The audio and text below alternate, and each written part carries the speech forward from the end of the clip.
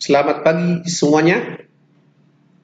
Hari ini kita akan mengadakan diskusi dengan topik laporan keuangan.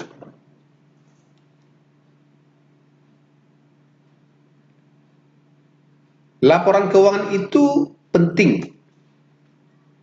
Kenapa dikatakan penting? Agar kita bisa mengetahui informasi keuangan sebuah perusahaan. Sehingga bisa kita ketahui bagaimana kinerjanya. Apakah baik atau tidak.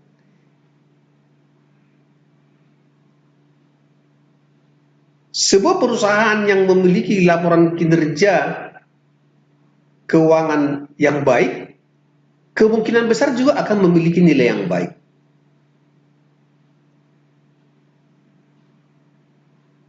Nah, sekarang pertanyaannya, bagaimana rentang waktu sebuah laporan keuangan? Laporan keuangan itu memiliki periode-periode tertentu.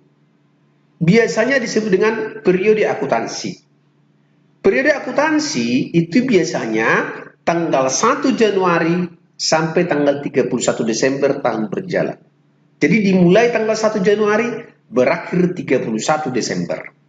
Sehingga dapat dikatakan atau didefinisikan, laporan keuangan adalah catatan informasi keuangan suatu perusahaan pada suatu periode akuntansi yang dapat digunakan untuk menggambarkan kinerja perusahaan tersebut. Tapi di sini kinerjanya, kalau kita berbicara periode akuntansi, adalah kinerja keuangan dari sisi nilai akuntansi ataupun nilai buku. Perlu kami sampaikan bahwa kinerja keuangan itu ada dua. Pertama, kinerja keuangan dari sisi nilai akuntansi. Satu lagi, kinerja keuangan berdasarkan nilai pasar.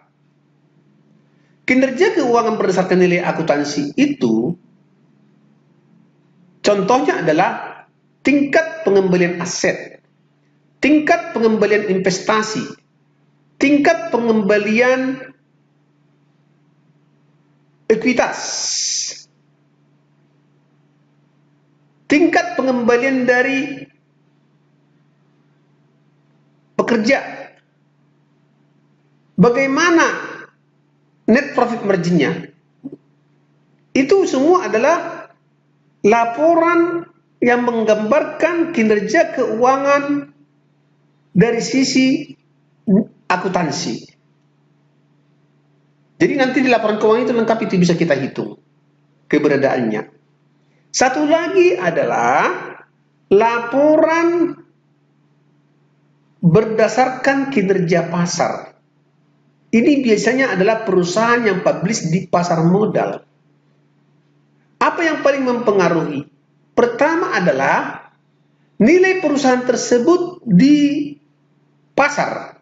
Harga sahamnya berapa? Market value-nya berapa? Nilai pasarnya. Contohnya sekarang misalnya, perusahaan yang paling besar market value-nya itu adalah Apple. Kalau saya tidak salah sekarang nilainya Apple itu sekitar 800 miliar dolar Amerika. Nilai perusahaannya berapa? Apabila nilai pasar tersebut dibandingkan dengan nilai buku yang ada atau nilai akuntansinya dari sisi jumlah aset, maka akan ditemukan berapa sebenarnya nilai perusahaan tersebut berdasarkan kinerja pasar.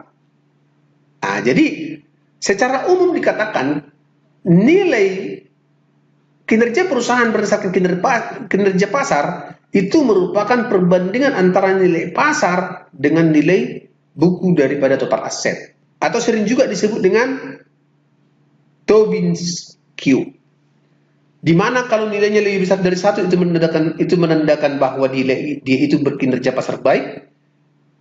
Kalau dia kurang dari 1, dia menandakan kinerja pasarnya itu tidak begitu bagus. Itu berbicara kinerja. Tapi kita kembali ke topik yang semula, yaitu laporan keuangan. Secara umum, laporan keuangan itu merupakan catatan informasi keuangan suatu perusahaan pada suatu periode akuntansi yang dapat digunakan untuk menggambarkan kinerja perusahaan tersebut. Laporan keuangan itu merupakan bagian dari proses pelaporan keuangan. Ada 3 hal di laporan keuangan yang perlu kita garis bawahi. Bagian-bagiannya apa saja? Pertama disebut dengan laporan neraca atau balance sheet. Berarti kalau berbicara neraca, sisi kiri dan sisi kanan itu harus seimbang. Umumnya nanti kalau kita telusuri nanti, neraca itu sebelah kiri itu disebut dengan aktiva, sebelah kanan itu disebut dengan pasiva. Atau sering juga dikatakan di sini total aset dengan liabilitas dan ditambahkan dengan ekuitas. Nanti kita lihat di situ. Kemudian ada nanti laporan laba rugi. Laba rugi berarti ada di situ pendapatan sales, ada pengeluaran. Hasil akhirnya berapa? Rugi nggak perusahaan tersebut? Setelah dia itu memenuhi semua kewajiban-kewajibannya. Ya. Setelah memenuhi kewajiban-kewajibannya. Langkah pertama kan diketahui dulu pendapatan, kewajiban. Dihitung-hitung semuanya berapa? Apakah dia itu menghasilkan laba atau rugi? Dan ketiga adalah laporan posisi keuangan yang dapat disajikan dalam bentuk laporan arus kas atau disebut juga dengan cash flow.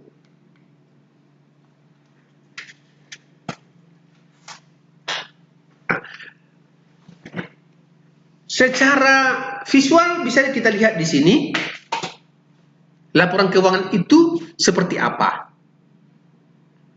Financial statement atau primary financial statement itu merupakan ringkasan transaksi keuangan yang memuat keadaan keuangan, hasil operasi, sumber dan penggunaan kas selama periode tertentu. Bisa misalnya 1 tahun periode akuntansi, 1 Januari sampai 31 Desember pada tahun berjalan. Kita lihat di sini ada gambar. Dia merupakan satu kesatuan yang teriring. Pertama ada disebut dengan balance sheet. Jadi kalau kita buka laporan keuangan sebuah perusahaan yang publish di Bursa Efek Indonesia, dari antara ketiga bagian ini yang pertama dilihat adalah balance sheet. Neraca, itu paling atas. Berapa total aset, berapa total kewajiban dan ekuitas. Itu dulu yang pertama. Lebih rinci nanti di bawahnya itu ada namanya income statement. Income statement ini menggambarkan apakah perusahaan tersebut dalam posisi laba atau mengalami kerugian.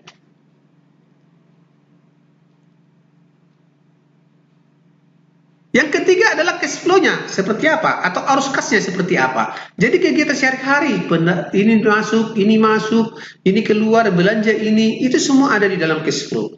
Sehingga dari situ nanti ketemu, dinaikkan lagi dari cash flow itu, dirangkum menjadi apa yang disebut dengan laba rugi, disatukan lagi ini, dibandingkan dengan aset yang ada, kewajiban yang ada menjadi neraca. Baru dapat nanti di sana ketemulah satu kesatuan disebut dengan financial statement.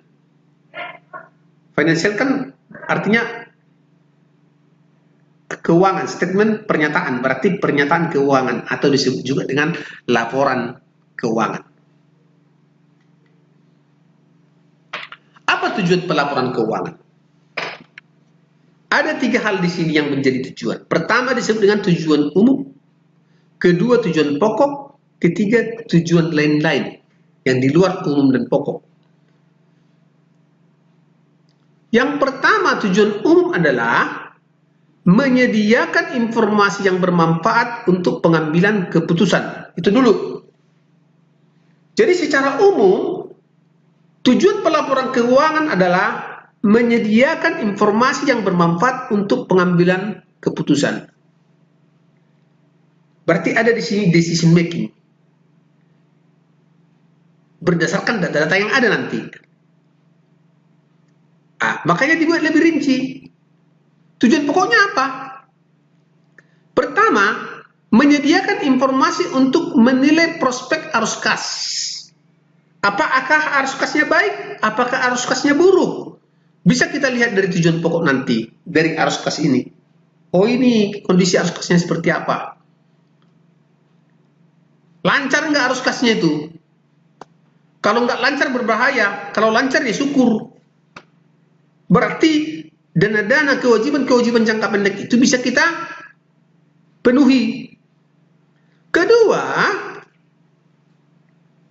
tujuan pelaporan keuangan yang menjadi bagian dari tujuan pokok adalah menyediakan informasi untuk kondisi finansial perusahaan. Apakah kondisi finansialnya itu baik, sedang, atau buruk? Itu bisa kita ketahui dari sini, dari laporan keuangan tersebut. Ketiga adalah menyediakan informasi untuk kinerja dan laba perusahaan.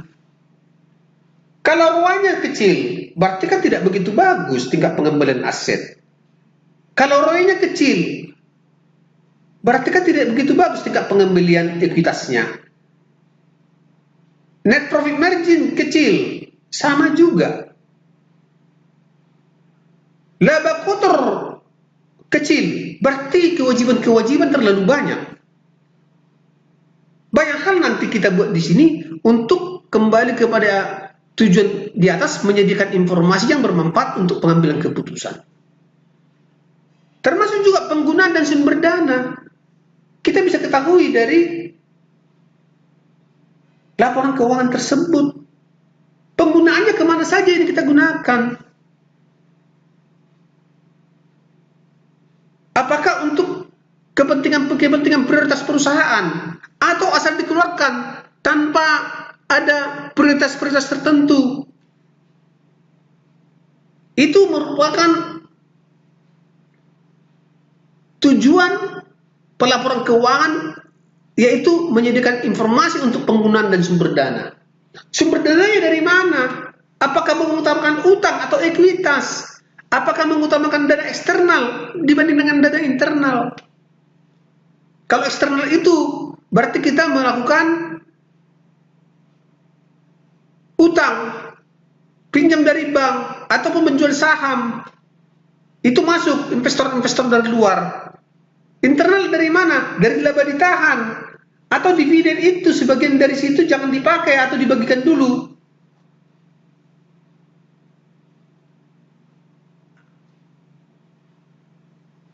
Jadi dari sisi laporan keuangan itu, kita jadi tahu bagaimana penggunaan dan sumber dana kita pada perusahaan, sehingga bisa kita gunakan itu sebagai acuan untuk pengambilan keputusan.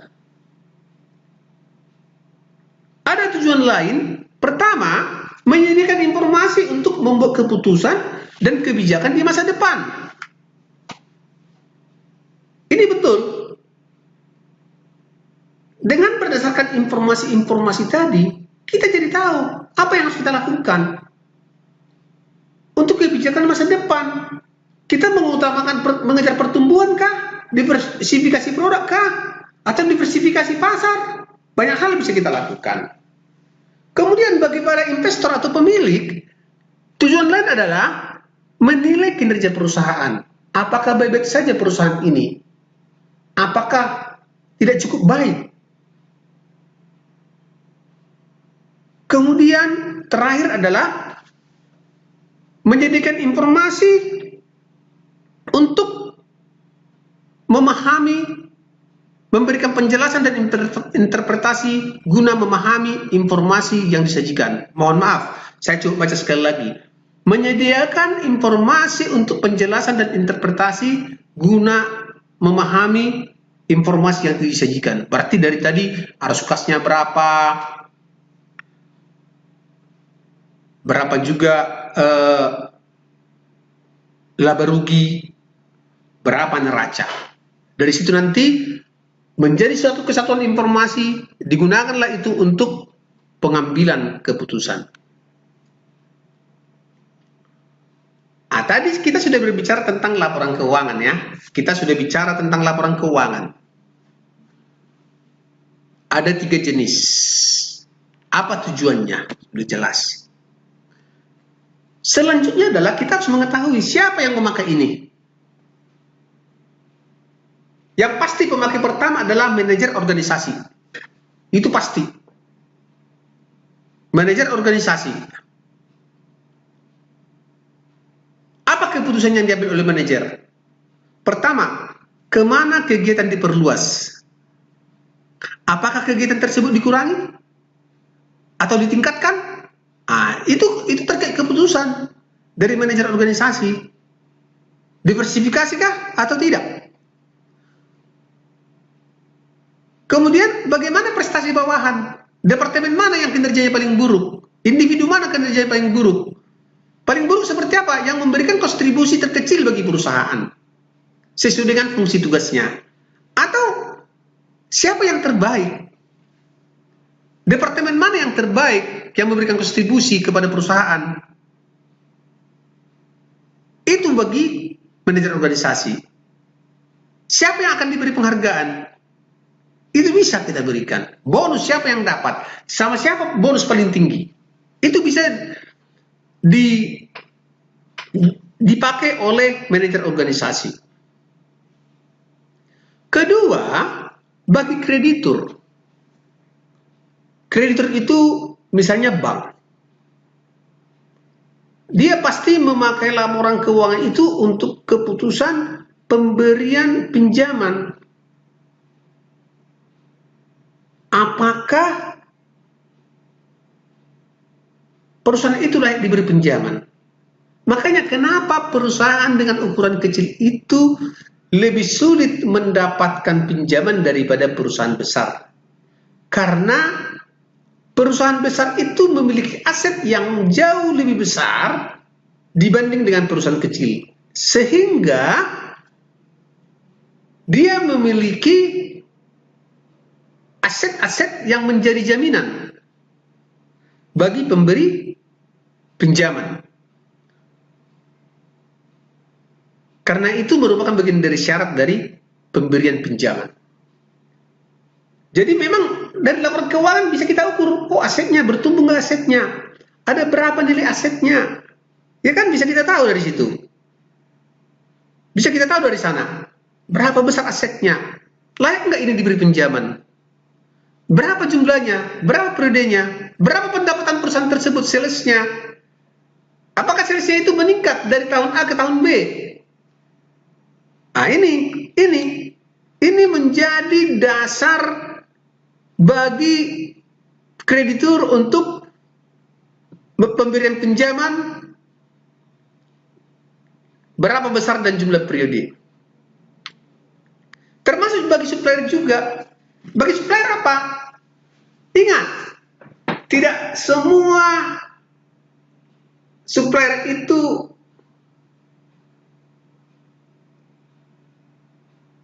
mau memberikan kredit. Tidak semua. Jadi ada supplier perusahaan kita, dia mensuplai barang ke kita bikin persyaratan misalnya. Saya mau setelah barang diterima 3 bulan baru dibayar.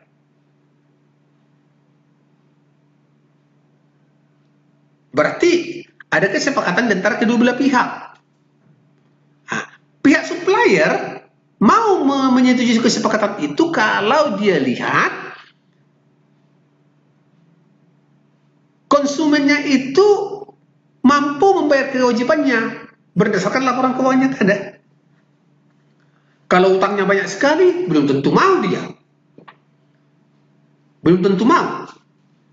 Bagaimana rentang waktunya?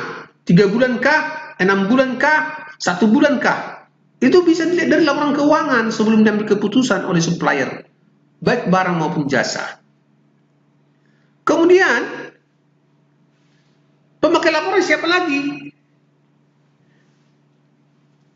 Bapepam atau bursa efek. Ini kan terkait dengan pasar modal. Apakah sesuai dengan aturan pasar modal?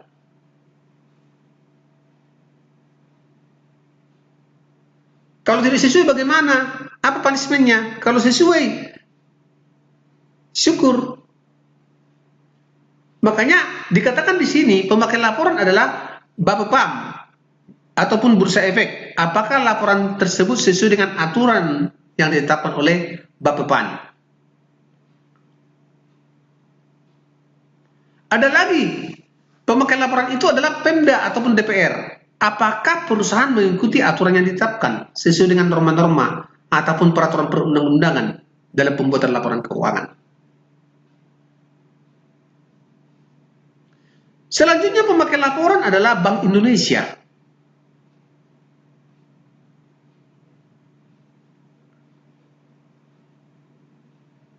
Di mana keputusannya di sini adalah apakah laporan keuangan dan bank sudah menyesuaikan diri dengan sikap dan ketentuan lainnya seperti KAR, LDR dan sebagainya. Jadi regulasi-regulasi yang ditetapkan oleh pemerintah dalam hal ini Bank Sentral, termasuk juga Pemda, termasuk juga Bursa Efek atau Bapepam sebagai pembuat regulasi-regulasi yang terkait dengan perusahaan di Indonesia. Itulah pemakai laporan keuangan dan keputusan-keputusan yang diambilnya.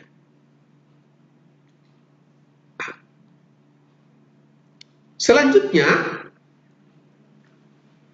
bagaimana sistem pengambilan keputusannya? Makanya dikatakan di sini share informasi untuk pengambilan keputusan. Informasi umumnya ada dua. Ada informasi yang kuantitatif, ada informasi yang kualitatif.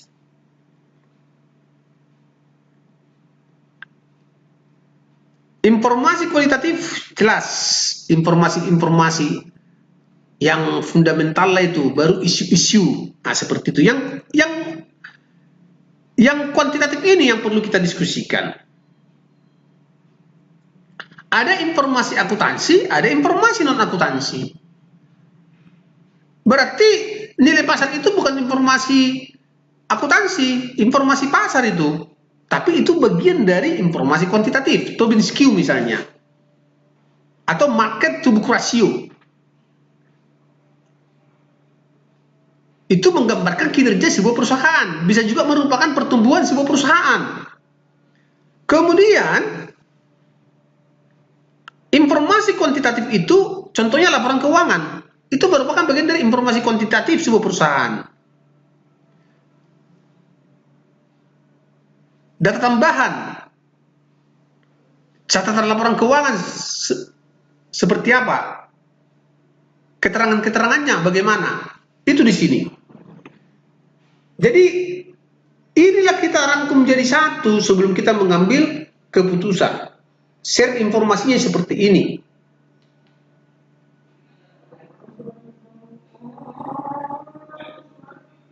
Nah, sekarang saya akan coba paparkan tentang hubungan antara konsep pemeliharaan modal dan pelaporan keuangan. Jadi, kalau kita lihat di sini gambar ini, prosedur ini, sebuah perusahaan yang normatif ya, di awal tahun pasti dia itu memiliki modal awal tahun. Dia pasti memiliki modal awal tahun dalam bentuk neraca awal tahun. Ya, neraca awal tahun ini ada catatan atas neraca.